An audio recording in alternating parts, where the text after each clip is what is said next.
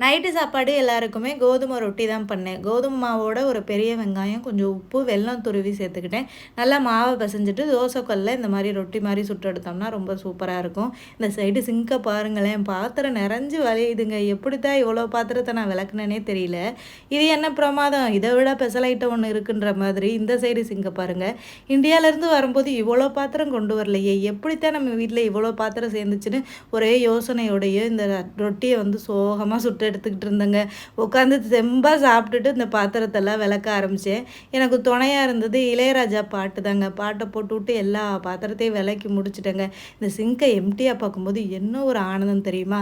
கம்பு வந்து ஊற வச்சுருந்தேன் இட்லி சுடுறதுக்காக. அதை வந்து மிக்சியில் போட்டு அரைச்சி வச்சுட்டேங்க.